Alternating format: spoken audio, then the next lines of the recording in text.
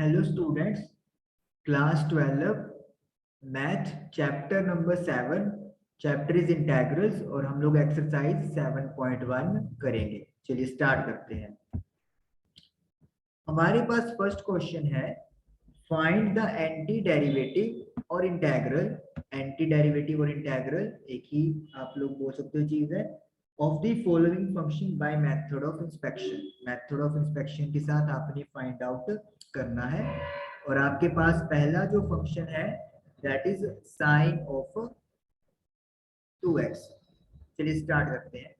सबसे पहले तो हमें पता है साइन एक्स का जो डेरिवेटिव होता है वो कोस होता है, जिसका मतलब क्या है, अगर हम लोग कोस 2x का डेरिवेटिव करेंगे तो हमें क्या आंसर मिलेगा, माइनस साइन 2x और 2x का डेरिवेटिव 2। अब आपको साइन 2x अकेला चाहिए, तो यानी कि जो 2 है और जो माइनस है उसे आपको हटाना पड़ेगा। तो minus 1/2 D by D x cos of 2x is equal to sin 2x। तो यानी कि हमारे पास sin 2x की जो वैल्यू है वो किसके इक्वल आ गई है, माइनस 1/2 cos 2x। और यू कैन से माइनस 1/2 को आप अंदर लेके जा सकते हो क्योंकि कांस्टेंट है साइन ऑफ 2x। तो ये आपके पास एंटी डेरिवेटिव आ गया है या फिर इंटेग्रल आ गया है किसका, साइन ऑफ 2x का। तो साइन ऑफ 2x का एंटी डेरिवेटिव है derivative minus 1/2 cos of 2x। और ये हमारे पहले क्वेश्चन के पहले पार्ट का आंसर डन हो गया। चलिए अब करते हैं हम लोग सेकंड पार्ट।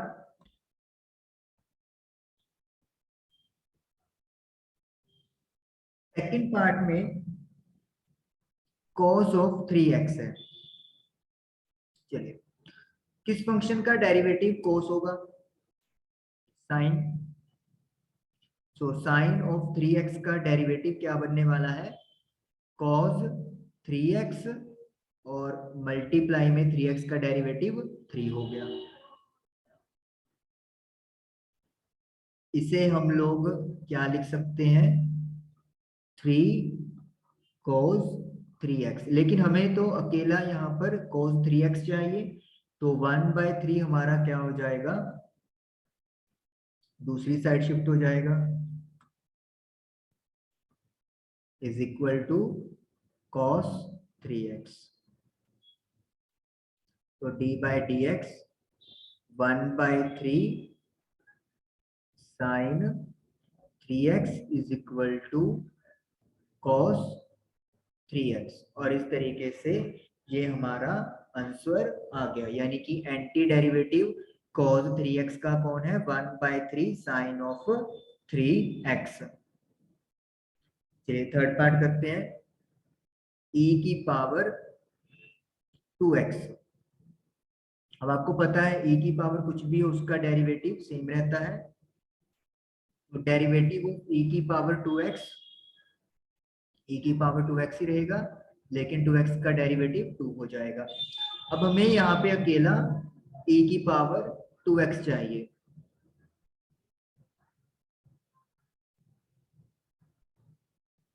तो e की power 2x is equal to 1/2 को शिफ्ट कर दें और इस तरीके से आपका एंटी डेरिवेटिव ऑफ e की पावर 2x आ गया है, 1/2 e की power 2x। Now let us do fourth part, ax plus b का होल स्क्वायर। तो हमें ओके हमें पता है x की पावर n का डेरिवेटिव एक पावर कम हो जाता है, तो यानी कि ये जो आपके पास डेरिवेटिव हम लोग को निकालना है तो हम लोग इसको ये लेट कर सकते हैं, ax प्लस बी का होल क्यूब। इसका डेरिवेटिव क्या होगा, पावर आगे आ जाएगी ax प्लस बी और एक माइनस कर देंगे 2 और ax इंटू बी का डेरिवेटिव a हो गया। अब हमें सिर्फ यहाँ पर ए एक्स प्लस बी का होल स्क्वायर चाहिए, तो 1/3a लिख सकते हैं हम लोग।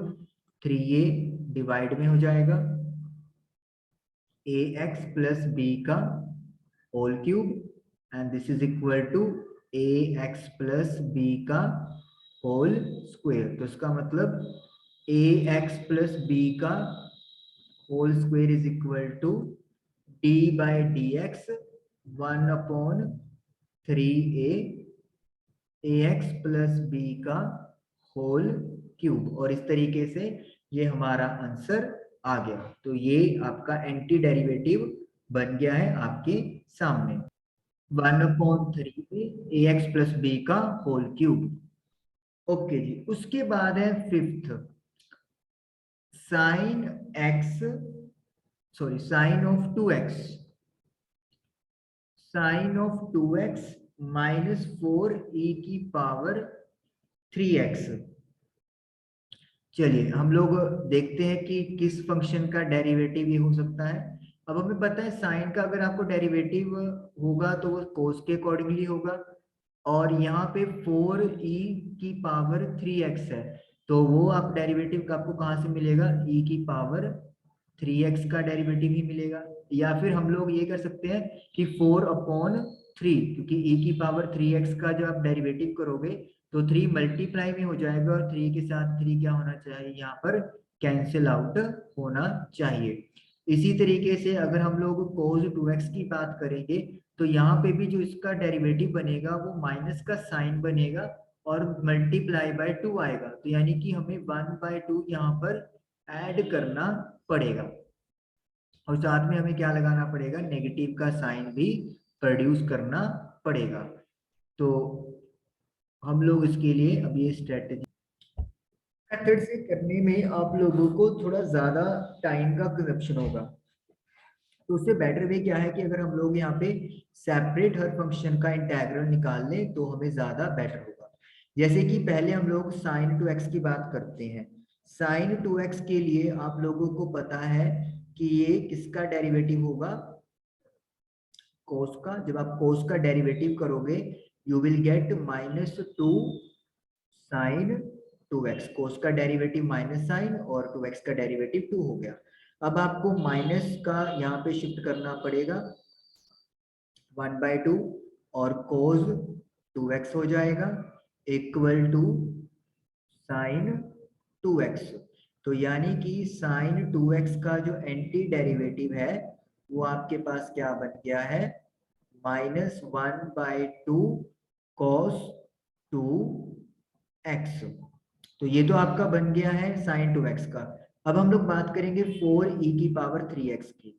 बड़ा सिंपल है, अगर हम लोग डेरिवेटिव निकालें e की पावर 3x का तो वी विल गेट 3e की पावर 3x। लेकिन हमें तो अकेला 3e की पावर 3x चाहिए और साथ में 4 आना चाहिए। तो हम लोग क्या करेंगे, दोनों साइड्स को 4 के साथ क्या कर देंगे, मल्टीप्लाई कर देंगे। तो आपका ये चीज बन गया 4 से मल्टीप्लाई करने पे। अब आपको 12 यहाँ पे नहीं चाहिए, तो आप सॉरी, अब आपको 4 × 3 है, इसको हम लोग 3 × 4 लिख लेते हैं। 3 मल्टीप्लाई बाय 4, 3 नहीं चाहिए तो आप 3 को डिवाइड में ले आए, dy by D X A की power 3x is equal to 3 divide में चला गया है, अकेला 4 रह गया वहां पे।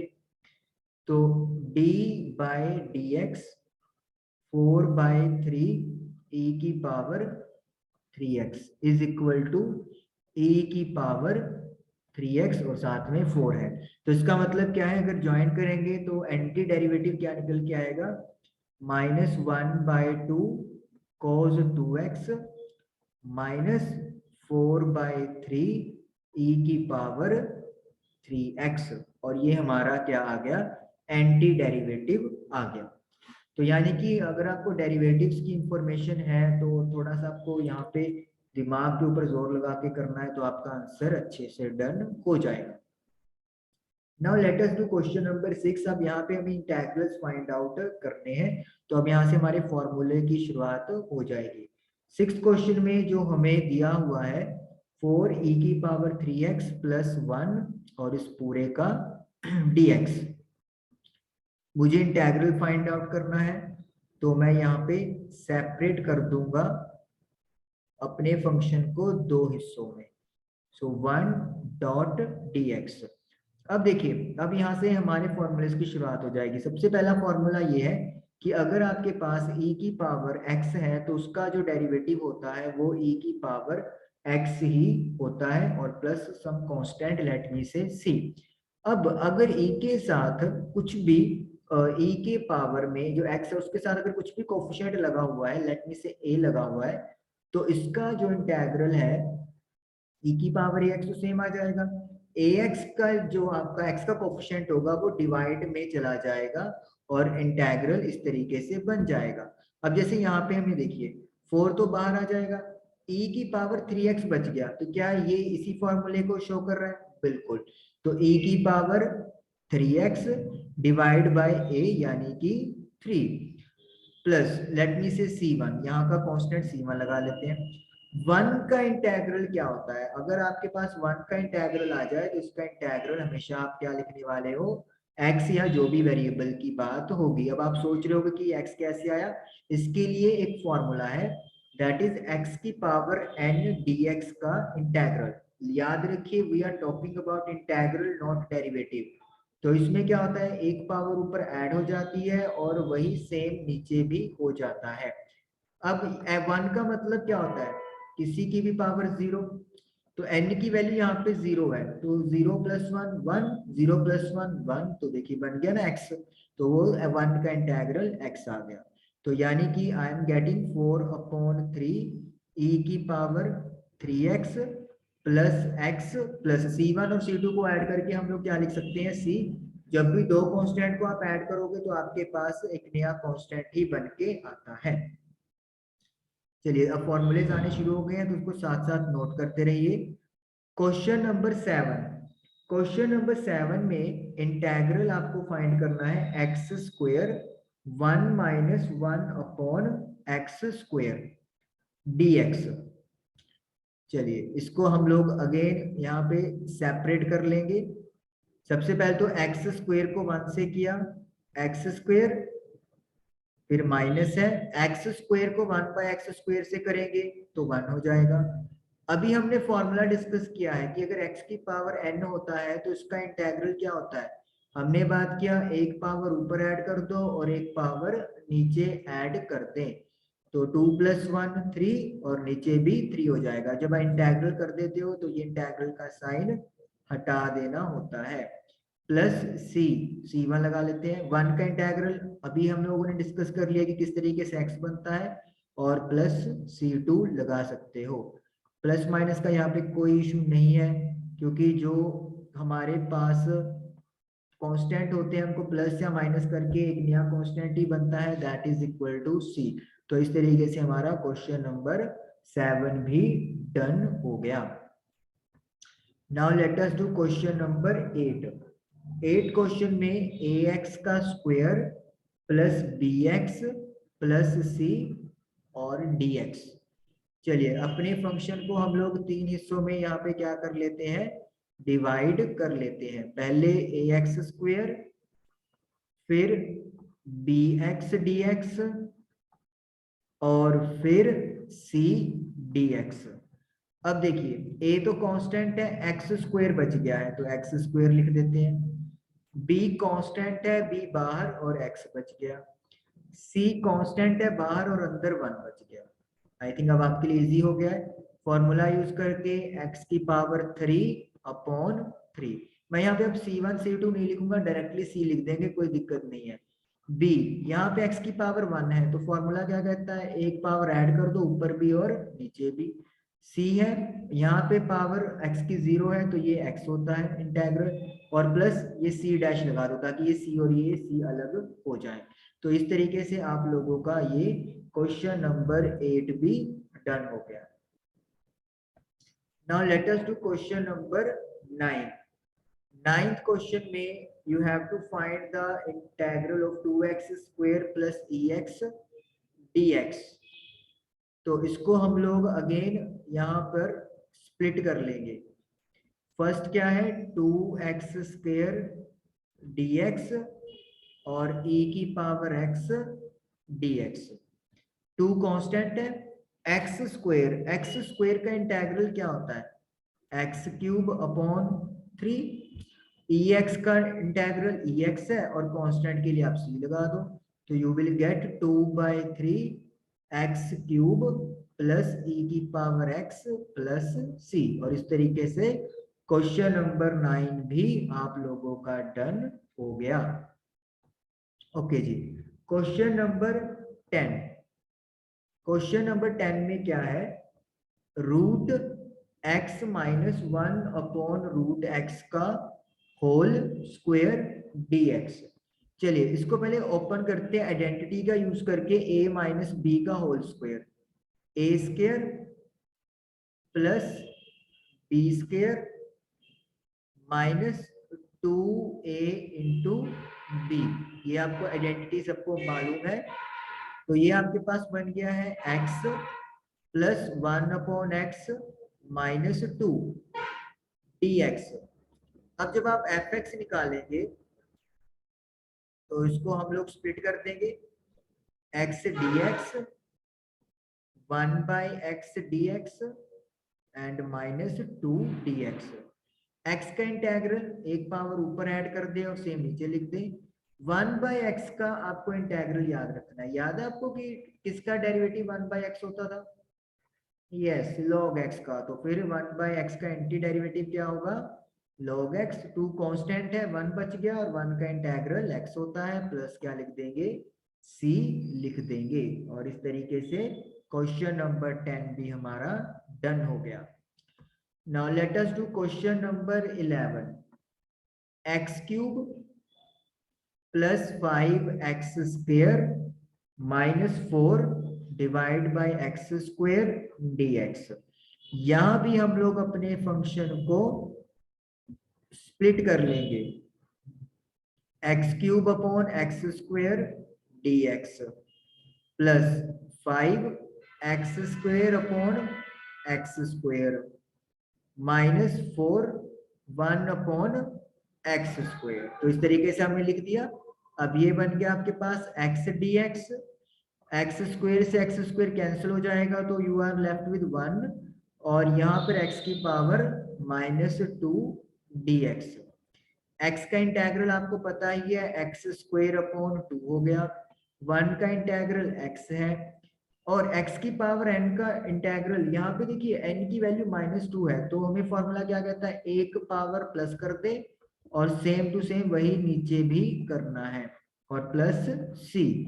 तो ये बन गया x square upon 2 plus 5x minus 4। यहाँ पे बन गया आपके पास x की power minus 1 upon minus 1 plus c। तो यानी कि x square by 2 plus 5x plus 4, minus minus plus हो गया और x की पावर माइनस 1 है वो डिवाइड में होके क्या हो जाएगा plus upon x plus constant that is c। तो इस तरीके से आप लोगों का क्वेश्चन नंबर 11 डन हो गया। तो 7.1 एक्सरसाइज के क्वेश्चन 11 हो गए हैं। आई होप कि आप लोगों को ये समझ में आए होंगे। Thank you for watching the video.